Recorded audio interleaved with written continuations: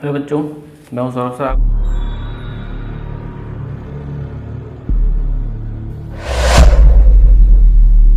आपका अपने YouTube channel only future point में स्वागत करता हूं। देखिए, आज का question exercise NCERT exercise 1.2 question number 5, 6, 7 लिए जाएंगे।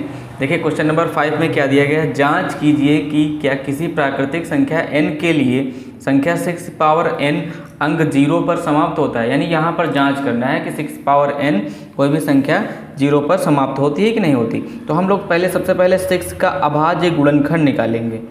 6 का अभाज्य गुणनखंड, अभाज्य गुणनखंड वो होता है जो किसी से नहीं कटता है।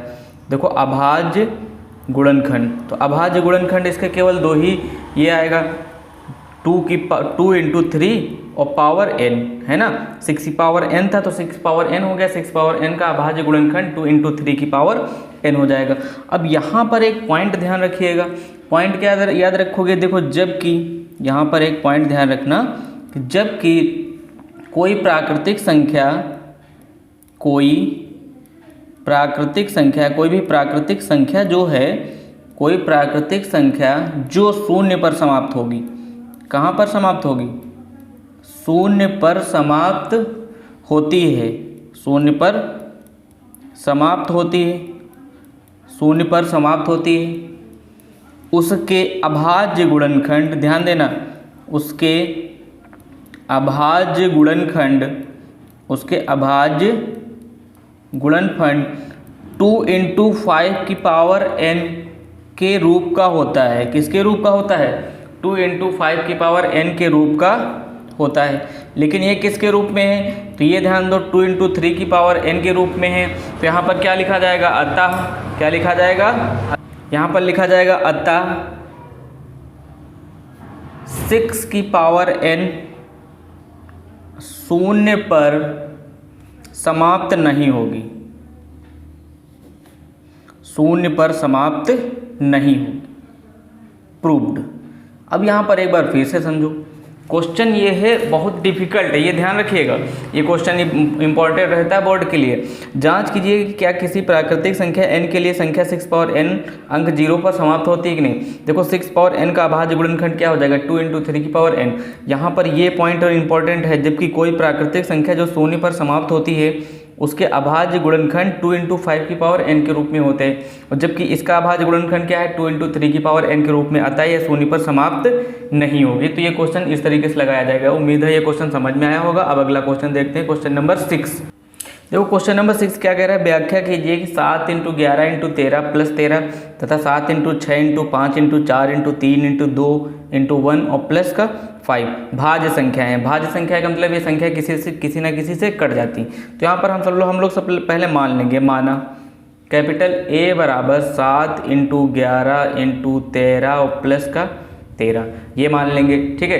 अब देखो, ये एक पार्ट ये बन जाएगा, एक पार्ट ये बन जाएगा। अब दोनों पार्ट में देखिए कॉमन क्या आ रहा है, तो दोनों पार्ट में कॉमन आ रहा है 13। तो यहाँ पर 7 इंटू 11 बचेगा, यहाँ पर प्लस का 1 बच जाएगा। तो यहाँ पर लिखेंगे 13 और 7 और 11 का गुणा करेंगे तो 11 7 77 और प्लस का 1 हो जाएगा। तो यहाँ पर कितना आ जाएगा, 13 और 7 और 77 1 78 हो जाएगा, 13 इंटू 78। अब देखो, यहाँ पर यह संख्या भाज्य है, यह भाज्य संख्या है। कैसी संख्या है, भाज्य संख्या, क्योंकि भाज्य संख्या की परिभाषा ये होती है कम से कम 2 संख्याओं से कटनी चाहिए, भाज्य संख्या हो जाएगी। इसके अभाज्य गुणनखंड 1 के अतिरिक्त 2 गुणनखंड है, यह संख्या कैसी है, भाज्य संख्या है। अब इसी तरीके से दूसरा वाला पार्ट देख लिए, उसमें फिर से लिखेंगे, माना, फिर से वही लिखेंगे, कैपिटल A बराबर 7 into 6 into 5 into 4 into 3 into 2 into 1 और प्लस का 5। अब देखो, 2 पार्ट बन गए, एक पार्ट ये बन गया और एक पार्ट ये बन गया। तो दोनों पार्ट में कॉमन क्या आ रहा है, कॉमन आ जाएगा 5। तो यहाँ पर बचेगा 7 इंटू 6 और 5 तो निकल गया, तो यहाँ पर 4 बच जाएगा, 3 बच जाएगा और 2 बच जाएगा इंटू 1 और प्लस का 1 बच जाएगा, ठीक है। तो ये 5 आ जाएगा। जब देखो 7 6 42, इसका पूरा गुणा करेंगे तो आ जाएगा 1008।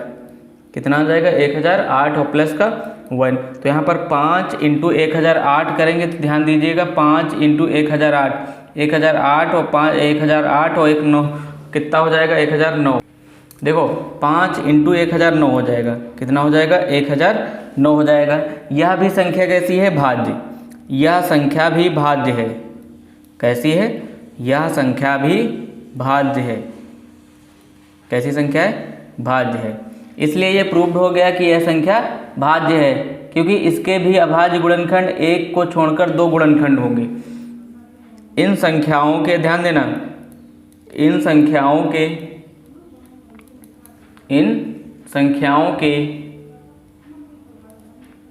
अभाज्य गुणनखंड एक के अतिरिक्त अन्य 2 होंगे। एक के अतिरिक्त अन्य 2 गुणनखंड हैं। अन्य 2 गुणनखंड हैं, यानी जिसके 2 गुणनखंड होते हैं वो संख्या भाज्य होती है। तो ये संख्या भी भाज्य है। क्वेश्चन नंबर 6 भी समझ में आया होगा। देखते हैं क्वेश्चन नंबर 7।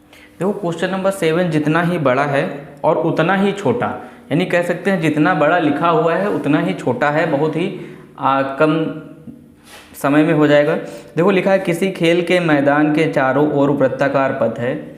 इसी मैदान का एक चक्कर लगाने में पूजा को 24 मिनट लगते हैं। मान लो कि ये दोनों एक ही स्थान पर एक ही समय पर चलना प्रारंभ करके एक ही दिशा में चलते हैं। कितने समय पश्चात वे दोबारा प्रारंभिक स्थान पर मिलेंगे? चलो देखो, पूजा को कितना समय लगता है? पूजा को समय लगता है 18 मिनट। कितना लगता है? 18 मिनट, है ना। और सोनिया को कितना मिलता है? 12 मिनट लगता है। ठीक, देखो एक ही स्थान पर मैदान चक्कर लगाने में पूजा को 18 मिनट। पूजा को समय कितना लगता है? पूजा को एक चक्कर लगाने में, एक चक्कर लगाने में 18 मिनट, है ना। उसी तरीके से ध्यान दीजिएगा, कहाँ गया? 18 पूजा को चक्कर लगाने में पूजा को 24 मिनट लगते हैं तथा एक ही स्थान पर चलना प्रारंभ करते हैं 1 मिनट। इसमें ध्यान दीजिएगा, रेखा को 18 मिनट लगते हैं। रेखा, जो रेखा है उसको कितने लगते हैं? 18 मिनट, और पूजा को लगते हैं 24 मिनट। ठीक है, तो ये 18 और 24 के एलसीएम में मिलेंगे एक साथ, एक साथ मिलेंगे, एक साथ मिलेंगी, है ना, एक साथ मिलेंगी। तो अब हम लोग 18 और 24 का एलसीएम निकालेंगे। तो 18 गुणनखंड करेंगे 2 तिहाई 6 या 2 तिहाई 6 त्रिक 18 हो जाएगा। और 24 का जब गुणनखंड करेंगे तो 2 दूना 4 दूना 8 त्रिक 24। जब एलसीएम निकालेंगे तो एलसीएम में क्या होता है, ध्यान दीजिएगा, एलसीएम में जो कॉमन मिलता है उसको एक बार लिखते हैं, जो कॉमन नहीं मिलता उसको भी लिख लेते हैं। 2 × 3 हो जाएगा। अब यहाँ 3 बच गया, यहाँ 2 बच गया और यहाँ भी 2 बच गया।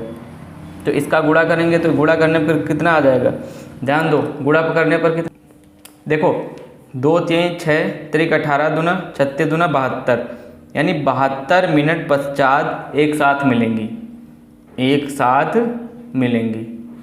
ठीक है, तो उम्मीद है आपको ये क्वेश्चन समझ में आ गया होगा। दोनों एक्सरसाइज 1.2 पूरी कंप्लीट हो चुकी है। लाइक शेयर सब्सक्राइब कर देना।